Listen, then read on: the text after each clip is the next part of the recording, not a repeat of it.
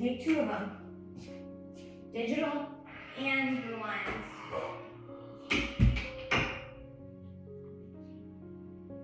Set a timer. For what? I think it's 3 minutes. Set timer for 3 minutes.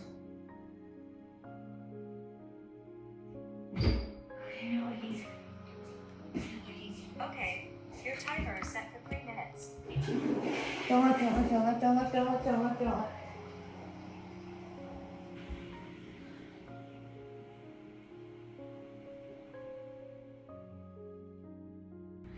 Rexon in here just in case, you know.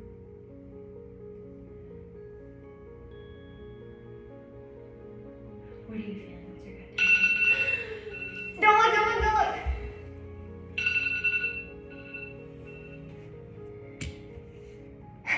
Are you here? I don't want to open my eyes. Can you open your eyes?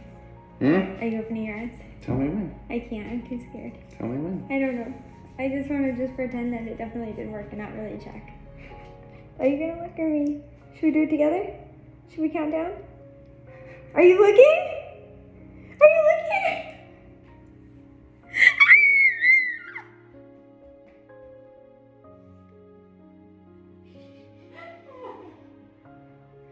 It worked! So you cry the positive way and you cry the negative way. It worked! Huh? Oh my gosh, thank you, God.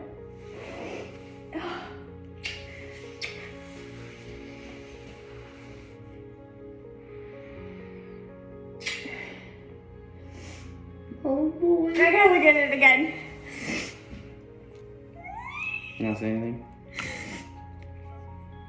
Look at those words. Oh, look at those words. Oh my God, hold on, pops.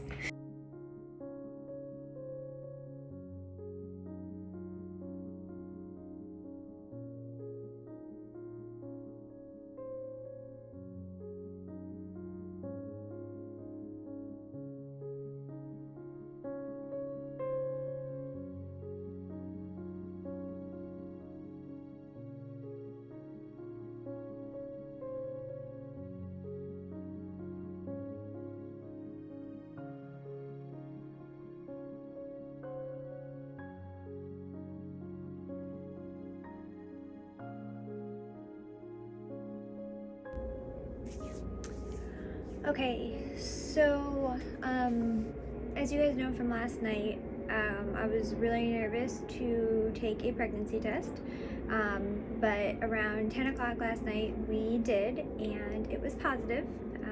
Both of them, both said pregnant. The reason I'm not as ecstatic as I was when I took the test and thought I was pregnant was because the doctor just called and said that I am pregnant, but my HCG levels are low at 47. They said that typically the minimum is 50, so I will have to go retest. They wanted me to retest on Sunday, but nothing's really open on Sundays, so on Monday, and we'll see what the level does there. So yeah, I don't know if I should be happy and excited like I was last night or start preparing for the worst again. Now we just have another long wait, and yeah, that's where we're at.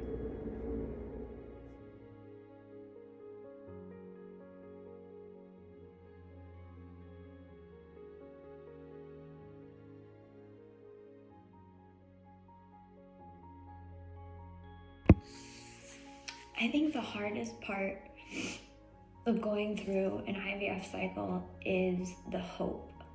I think every time you get excited that it's going to be the time, and especially with this last round, it was okay. We started all the way over with egg retrieval. The embryos looked great. The uterus looked fine. The lining looked great. Everything was so good. And so it's like each time since the miscarriage, it was like, okay, the miscarriage was a fluke, and then it was a failed cycle, and then we got the surrogate because surely it had to be me, and then there was a surrogate failed cycle, and now it was okay, it was the embryos. So it's like, okay, we'll make new embryos. And there's just so much hope that each time there's an answer when there is no answer. And I think it's good to have that hope, but at the same time, it's also hard when you let it in. And it's just so overwhelming, all of this. It's so sad. It's so sad to want something so bad and to just not understand why it won't work. And I ended up taking my tests early at day 8 before I went in that morning. And this one still says it. And it said pregnant, and I hadn't seen pregnant in forever. And I thought that this was the time. I didn't even, after all of this, know or think that a chemical pregnancy was even a possibility. And I just walked into that clinic so confident and so excited, and I gave them my arm and just thought, okay, we finally did it, this is it. And then when they called and said the numbers were low, I was obviously really sad and devastated, but then hearing from all of you guys saying that it's okay, I've had lower numbers and they go up and it's gonna be fine, and it really just matters if they double. And then going in again, and it only went up 1 point, but then still having them call and say, well, we've seen crazier things happen. We just had a lady in here last week and she was a 40, and then she was a 41, and then we brought her in the third time and she was like 300, and just that hope and hanging on to that hope, just like we did in the miscarriage. It's just hard. It makes me so sad. It makes me so sad that we go to a jump house and Braxton's the only one that doesn't have somebody to play with. It makes me sad that he asks all the time, how come he's the only one who doesn't have a sibling?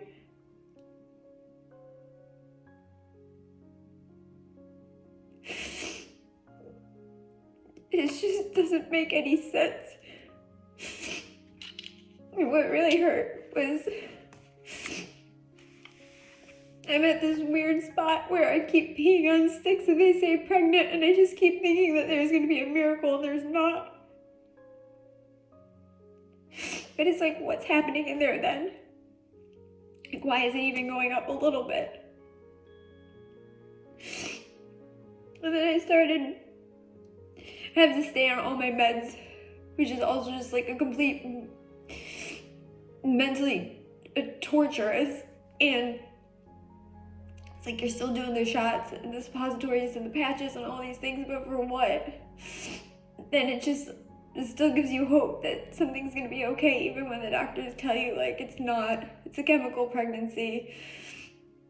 And then I was getting some meds out and stuff, and I saw this, and this really sent me over the edge.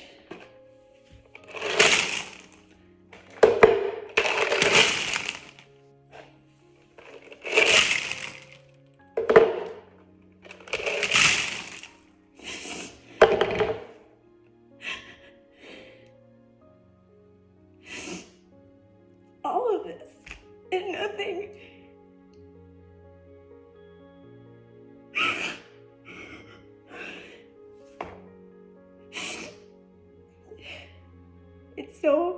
It gets so hard every time to pick up the pieces and keep going.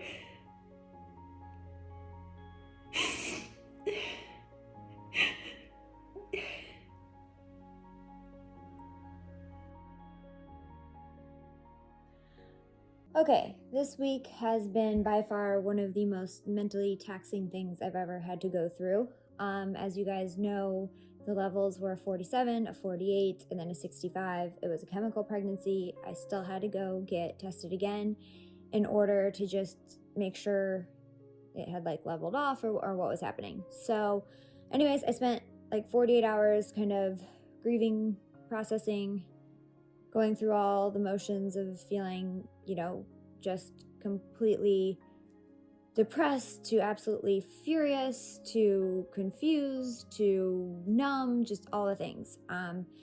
So then yesterday the results came back and my numbers almost doubled up to 112.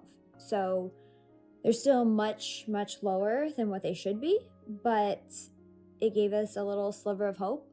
We talked to the doctor and he said, obviously it's not doing what it should, the numbers, but to stay on all my medications because it did double. And he said, 99 point whatever percent of the time it's going to follow textbook, but there's always that one-off chance that it didn't start right or the levels didn't start right, but then it all becomes okay. So like mentally this has been, oh my gosh, just torture. Like the highs of the highs, the lows of the lows. I literally almost had like a panic attack. I had to pull over driving yesterday when they called me with my numbers because I was like, oh my gosh, so excited. And they're like, whoa, wait, don't get your hopes up. But like kind of maybe get your hopes up a little. Like you could let a little bit of hope back in. And I'm just so spun out. We've been stuck now in this gray limbo area and it's like torture. I just want to know one way or another what's happening. So more tests and most likely an ultrasound to come. So I don't know. I don't know at this point what's gonna happen, but we're not giving up. We're gonna keep fighting, keep doing the meds, keep praying, and it's all up to God now. So we'll just have to see what's gonna happen next.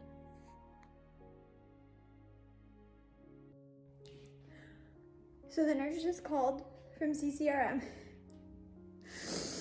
And in 4 days, my numbers went from 112 to 763.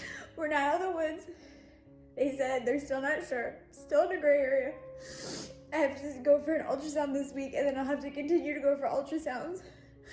But they said they don't know if it was delayed implantation, that, we still have to be super cautious, but like there's more hope. They said we're not gonna know until we do a series of ultrasounds. Oh my God.